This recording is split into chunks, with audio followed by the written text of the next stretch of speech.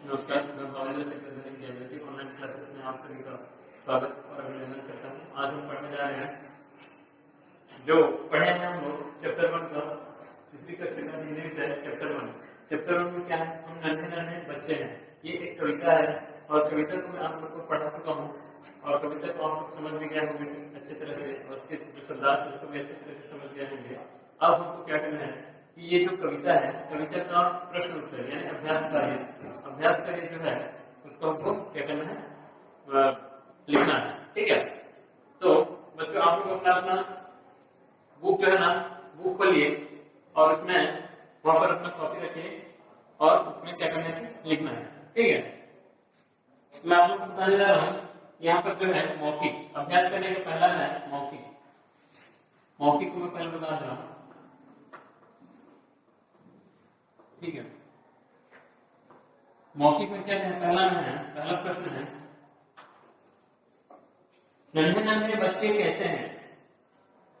तो जो कविता में है हम नन्हे नन्हे बच्चे हैं, ये कविता में नन्हे नन्हे बच्चे कैसे हैं, अपने धुन के सच्चे हैं। जो नन्हे नन्हे बच्चे होते हैं वो क्या होता है कि अपने धुन में जो सच्चे होते हैं। तो क्या लिखना है यहाँ पर, अपनी धुन में नन्हे नन्हे बच्चे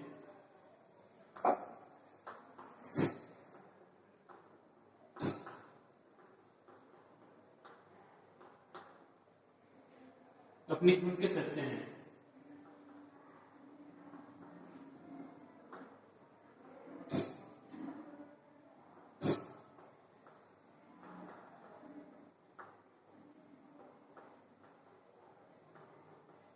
मैं आप लोग को उत्तर लिखवा दे रहा हूँ यहाँ पर, आप लोग इसको देख के लिखिए, लिखना है आप लोग को। ये सबको देख करके क्या करना है, अच्छी तरह से लिखना है। ठीक है, तो यहाँ पर मौखिक का पहला प्रश्न क्या है कि नन्हे नन्हे बच्चे कैसे हैं। तो यहाँ पर मैं लिखे इसका उत्तर, नन्हे नन्हे बच्चे अपनी धुन के सच्चे हैं। नन्हे नन्हे बच्चे कैसे हैं, नन्हे नन्हे बच्चे अपनी धुन के सच्चे हैं। फिर मौखिक का दूसरा प्रश्न क्या है, बच्चे अपने देश के लिए क्या करना चाहते हैं। बच्चे जो हैं, छोटे छोटे नन्हे नन्हे बच्चे हैं, अपने देश के लिए क्या करना चाहते हैं। तो बच्चे अपने देश के लिए, मैं उत्तर लिख रहा हूं, बच्चे अपने देश के लिए अपनी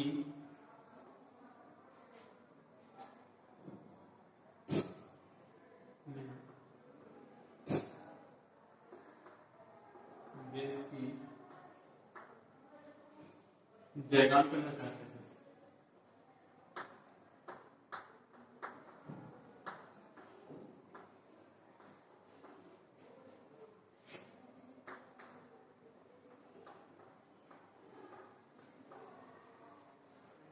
बच्चे अपने देश के लिए क्या करना चाहते हैं, प्रश्न है। उसके बाद में यहाँ पर उत्तर जो है वो लिखा हूं मैं, बच्चे अपने देश के लिए, बच्चे अपने देश की जयगान करना चाहते हैं।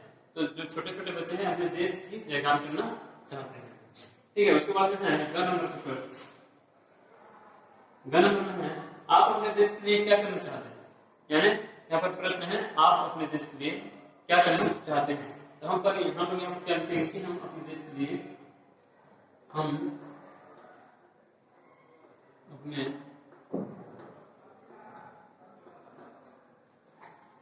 देश के लिए देश की आन बान प्रोत्साहन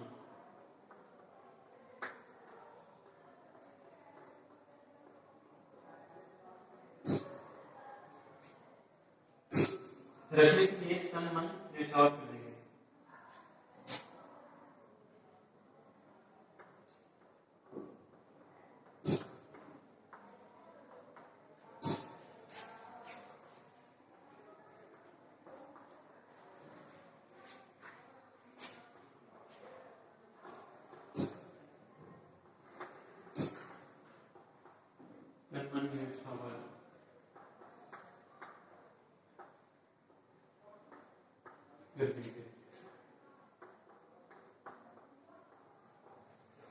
ठीक है, यहाँ पर देखिए आप अपने देश के लिए क्या करना चाहते हैं, करके यहाँ पर लिखना है मौखिक में, आप अपने देश के लिए क्या करना चाहते हैं। तो यहाँ पर हम लोग लिखेंगे कि हम अपने देश की आन बान और शान रखने के लिए तन मन न्यौछावर कर देंगे, यानी अपने देश के लिए हम लोग अपने तन को भी समर्पित करने के लिए तैयार है। ठीक है, उसके बाद मैं ये मौखिक आप लोग ठीक ढंग से लिख लो, उसके बाद मैं मेटा टेस्ट को फिर लिखित का प्रश्न लिखूंगा। ठीक है, इतना आप लोग को समझ में आ गया होगा। ठीक है, अगर आप लोग लिख नहीं पाओगे तो ये वीडियो को पॉज करके आप लोग लिखिएगा। ठीक है, तो ये मौखिक का प्रश्न 1 2 3 पर है, तो तीनों प्रश्नों का उत्तर मैं लिख दिया हूं। इसको आप लोग अपनी कॉपी में अच्छी तरह से लिखना है। ठीक है, उसके बाद में आते हैं हम लोग लिखित प्रश्न।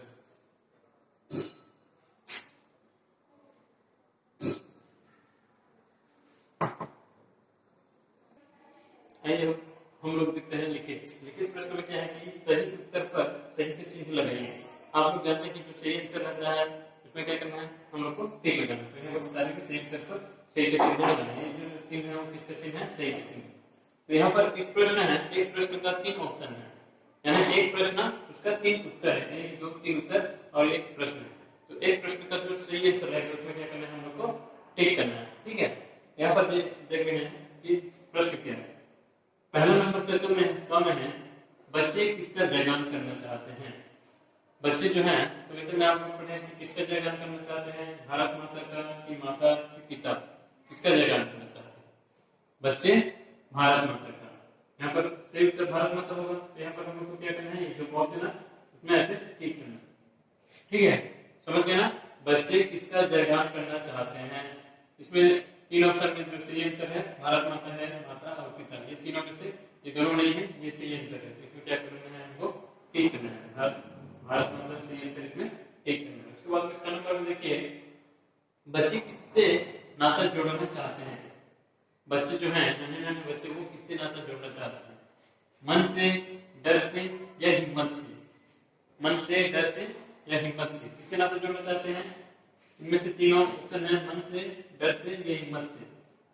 आप लोग को मालूम है, आप पढ़ा हो कि बच्चे हिम्मत से नाता जोड़ना चाहते हैं। यहाँ पर क्या होगा, ये दोनों नहीं है, मन से भी नहीं है, डर से भी नहीं है, तो हिम्मत से है, इसको हम लोग को क्या करना है, ठीक करना है। इसे ये आंसर है, उसमें क्या करना है, ठीक करना है। उसके बाद में ग नंबर में है बच्चे कहाँ ध्वज फहराना चाहते हैं। ध्वज का मतलब है झंडा, ध्वज का मतलब क्या है, झंडा। तो बच्चे जो है वो कहाँ ध्वज फहराना चाहते हैं, कार पर कि हिमालय पर कि भवन पर। कार पर नहीं है, ना ही हिमालय, भवन पर है।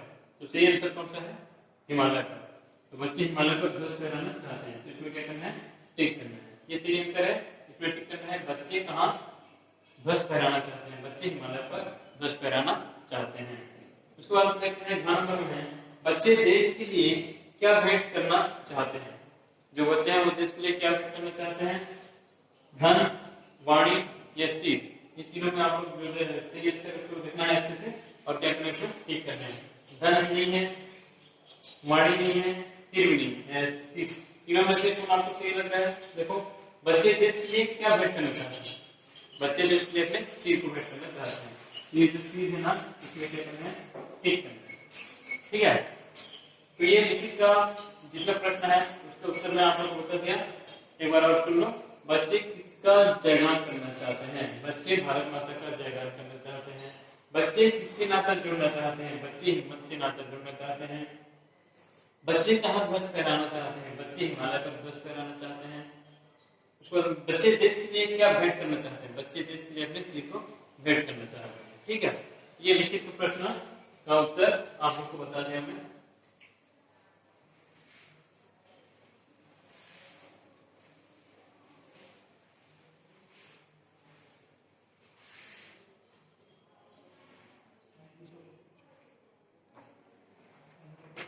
उसके बाद में आते हैं हम लोग चित्र देखकर उसके नीचे कविता की उचित पंक्ति लिखिए। तो यहाँ पर चित्र है, इसको देख करके ये पंक्ति में क्या समझ में आ रहा है उसको हम लोग क्या करना है, लिखना है। तो ये एक एक चित्र है, इसमें क्या हो रहा है कि हम नन्हे बच्चे हैं। ये चित्र है, हम नन्हे बच्चे के चित्र है। तो यहाँ पर क्या लिखेंगे हम लोग, पहले चित्र में हम नन्हे बच्चे हैं। ठीक है, चित्र यहाँ पर प्रश्न है चित्र देखकर उसके नीचे कविता की उचित पंक्ति लिखिए। यहाँ पर हम लोग चित्र देखकर उसके नीचे में उचित पंक्ति लिखना है। ठीक है, तो पहले क्या होगा, हम नन्हे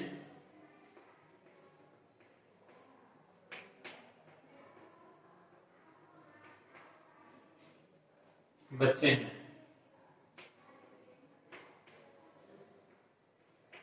सेकंड नंबर में क्या है, दूसरा चित्र में आप लोग देख रहे हो यहाँ पर कि झंडा को पकड़कर बच्चे चल रहे हैं और जननी की जय जय गाएंगे। यहाँ पर होगा सेकंड नंबर में जननी की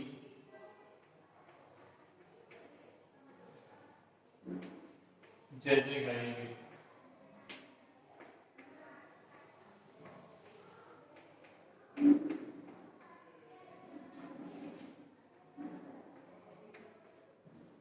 ठीक है, उसके बाद में है सेकंड नंबर पे हो गया।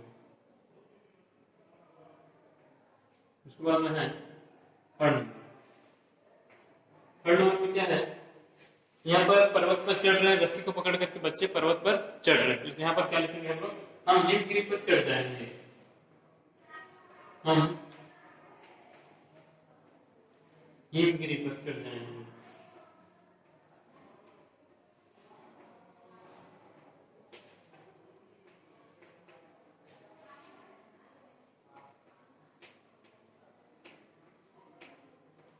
ठीक है, उसके बाद में चौथा प्रश्न क्या है, भारत की ध्वजा फहराएंगे। यहाँ पर जो भारत की ध्वजा है, झंडा, उसको क्या कर रहे हैं, फहरा रहे हैं, यानी गाड़ रहे हैं।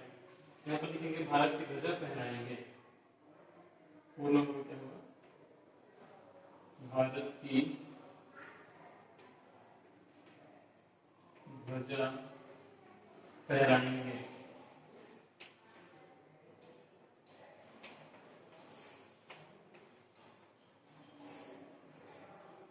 ठीक है, पहला चित्र क्या है, ये वाले चित्र में क्या लिखेंगे हम लोग, हम नन्हे नन्हे बच्चे हैं।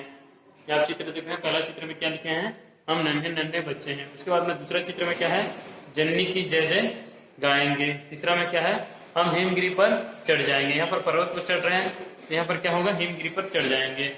फिर यहाँ पर भारत की ध्वजा फहराए हैं, तो क्या लिखेंगे यहाँ पर, भारत की ध्वजा फहराएंगे। ठीक है, उसके बाद में आते हैं, कविता से अपनी पसंद की कोई दो पंक्तियां लिखे। ये जो प्रश्न है, हमें क्या करना है, ये सेकंड नंबर का प्रश्न हो गया। दूसरा प्रश्न है, उसके बाद में तीसरे नंबर प्रश्न में क्या है कि कविता से अपनी पसंद की कोई दो पंक्तियां लिखे। तो हमारे पसंद की कोई दो पंक्तियां लिखेंगे, अपना पद कभी न छोड़ेंगे।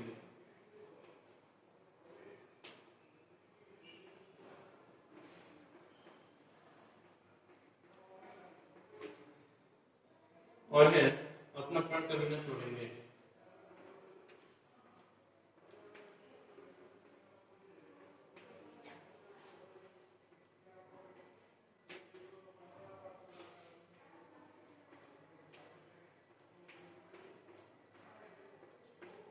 ठीक है, तो हमारे कविता के दो पसंद की पंक्तियां हैं। ठीक है, अपना पद कभी न छोड़ेंगे, अपना प्रण कभी न तोड़ेंगे। तो ये 4 नंबर तक हो गया। उसके बाद में आते हैं भाषा ज्ञान। इसके बाद में आते हैं हम लोग क्या, भाषा ज्ञान। भाषा की सबसे छोटी इकाई वर्ण कहलाती है। तो भाषा की सबसे छोटी इकाई को हम लोग क्या कहते हैं, वर्ण कहते हैं। और वर्णों के टुकड़ों नहीं किए जा सकते। तो ये जो वर्ण है, आप लोग देख रहे हैं, ये एक एक वर्ण है, इसके और टुकड़े नहीं होते हैं। ठीक है, यहाँ पे लिखा है वर्णों के टुकड़े नहीं किए जा सकते। वर्ण आपस में मिलकर शब्द बनते हैं। तो ये जितना भी वर्ण है, आपस में मिल जाने से क्या बनते हैं, शब्द बनते हैं। यहाँ पर आधा क, अ, आधा म, अ, आधा ल, अ, तो ये सबको मिला करके क्या बना, आधा क और क, म, फिर ये ल, कमल, तो ता, तो आधा ता ओ, आधा ता आ, ये सबको मिला करके ये जितना है एक एक वर्ण है, ये एक एक वर्ण को मिला देने से क्या बन जाता है, शब्द बन जाता है। ठीक है, इसी तरह से यहाँ पर है वर्ण, स्वर और व्यंजन। ठीक है, तो वर्ण हम लोग किसे कहते हैं, भाषा की सबसे छोटी इकाई को वर्ण कहते हैं। यहाँ पर स्वर और व्यंजन दो वर्ण होते हैं। तो स्वर वर्ण हम लोग किसे कहते हैं, इन्हें स्वतंत्र रूप से बोला जा सकता है। स्वर वर्ण जितना है, अ से लेके अ तक, आप लोग देख रहे हैं यहाँ पर अ से अ तक स्वर वर्ण है, तो ये स्वतंत्र रूप से बोला जाता है। इसको किसी की सहायता की जरूरत नहीं है। ठीक है, अ से लेके अ तक हम लोग जितना बोलते हैं अपने इसका स्वतंत्र रूप होता है, तो इसलिए इसको स्वर वर्ण बोला जाता है। ठीक है, इन्हें स्वतंत्र रूप से बोला जाता है। इनकी संख्या 11 है। तो ये जितना स्वर है उनकी संख्या क्या कितने हैं, 11। अ, आ, ई, उ, री, ए, ओ, औ, ये सब कितना हुआ, 11 हुआ। फिर व्यंजन बोलते हैं। इन्हें बोलने के लिए स्वरों की सहायता लेनी पड़ती है। तो व्यंजन वर्ण जितना है क से लेके म तक वो क्या है, बोलने के लिए उनकी स्वरों की सहायता लेनी पड़ती है। तो स्वर वर्ण के सहायता से हम लोग व्यंजन वर्ण को लिख सकते हैं। जैसे कि यहाँ पर है ल, ल तो पूरा नहीं है, इसमें आधा दो ठो मिला हुआ है, आधा ल और अ। तो ये अ स्वर वर्ण की सहायता ले रहे हैं व्यंजन वर्ण। तो इसको स्वर वर्ण की सहायता से जो लिखा जाता है उसको हम लोग क्या बोलते हैं, व्यंजन वर्ण। ठीक है, यहाँ पर देख लो आप लोग, आधा न अ, आधा य अ, आधा न अ, तो इस सबको मिला देने से क्या हुआ, नयन। ठीक है, तो इसी तरह से आधा त ई, आधा त अ, आधा ल ई, तो ये क्या हुआ, तितली। इस तरह से यहाँ पर है कोयल। इन शब्दों के सभी वर्णों के पृथक करके लिखिए। तो ये जितना शब्द है उसको क्या करना है, हम लोग को पृथक यानी अलग करके लिखना है। ठीक है, तो नंबर 3 ये कंप्लीट हो गया। सबके बाद नंबर 4 आते हैं।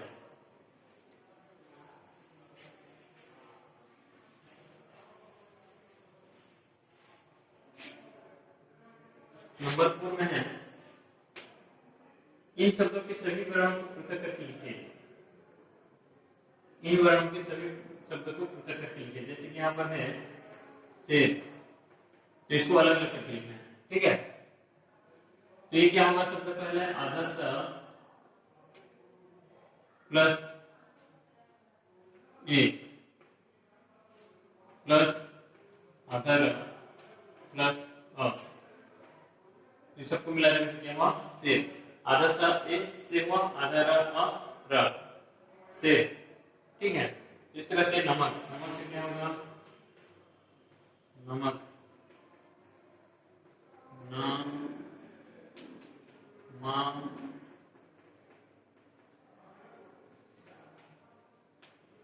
क, ये नमक हो गया। फिर लिखते हैं हम लोग बुढ़ापा, बुढ़ापा। ठीक है, इसमें क्या होगा, ब है, ब लिखेंगे, आधा ब हो गई। फिर की मात्रा यहाँ पर हम लोग देख रहे हैं, की मात्रा यहाँ पर छोटी की मात्रा है, तो यहाँ पर छोटी लिखेंगे। फिर ढा है, तो आधा ढा होगा, हाँ। फिर आधा प और आ पा, ये हो गया बुढ़ापा। ब में हो बु ढ़ आ ढ़ा, फिर प आ पा, बुढ़ापा। उसके बाद में लड़की,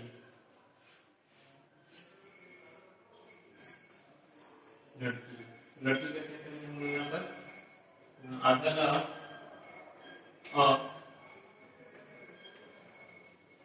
आधा डा अ, आधा का और ई,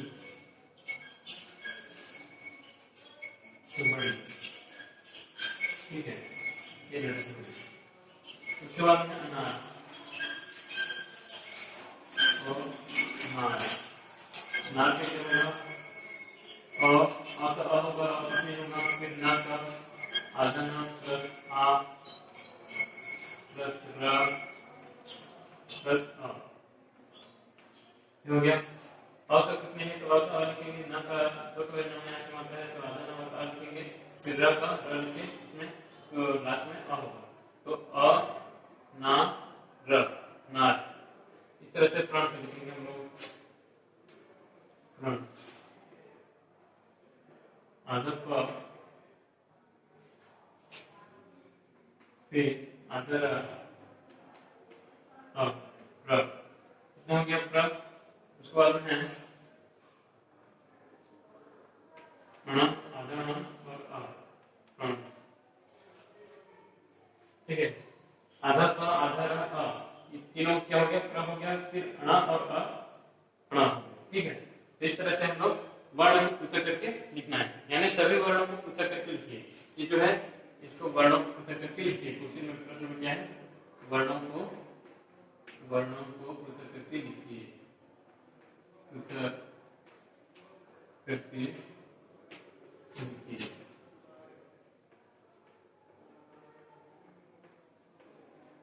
ये चौथा नंबर कंप्लीट हो गया। ये वर्णों के ये जो वर्ण है ये शब्द है, शब्दों के सभी वर्णों को पृथक करके लिखिए, शब्दों के शब्दों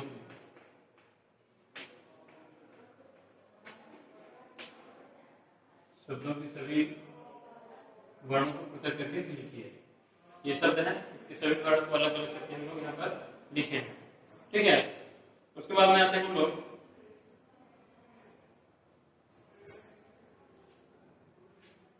गतिविधि। गतिविधि में यहाँ पर दो प्रश्न हैं। हिमालय पर्वत हमारे देश का रक्षक है। तो जो हिमालय पर्वत है वो क्या है कि हमारे देश का रक्षक है। यह प्रहरी के सामने शत्रुओं से हमारे देश की रक्षा करता है। यह प्रहरी के सामने शत्रुओं से हमारे देश को क्या करता है? रक्षा करता है। पता कीजिए और लिखिए। हिमालय पर्वत की ऊंचाई। हिमालय पर्वत की ऊंचाई क्या है? गतिविधि प्रश्न में है ये। गतिविधि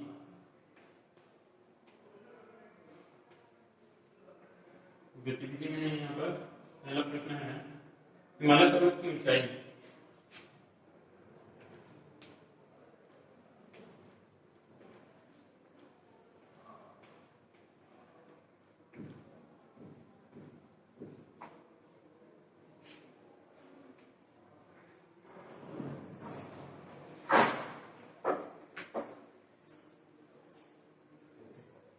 हिमालय पर्वत की ऊंचाई क्या है? 8,848 मीटर। 8,848 मीटर इसकी ऊंचाई है। हिमालय पर्वत की ऊंचाई 8,848 मीटर। उसके बाद में है सेकंड नंबर में हिमालय पर्वत पर सबसे पहले चढ़ने वाले भारतीय के नाम। हिमालय पर्वत पर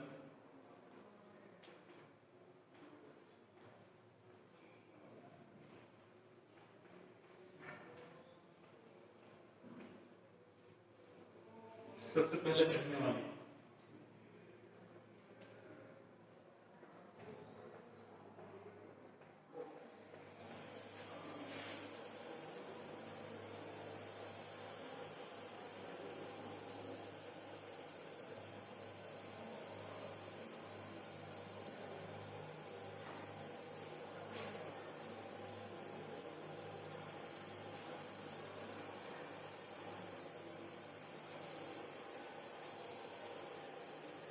हिमालय पर्वत पर सबसे पहले चढ़ने वाले भारतीय का नाम क्या है?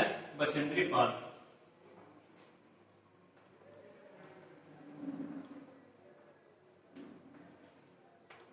बछेंद्री पाल। ठीक है,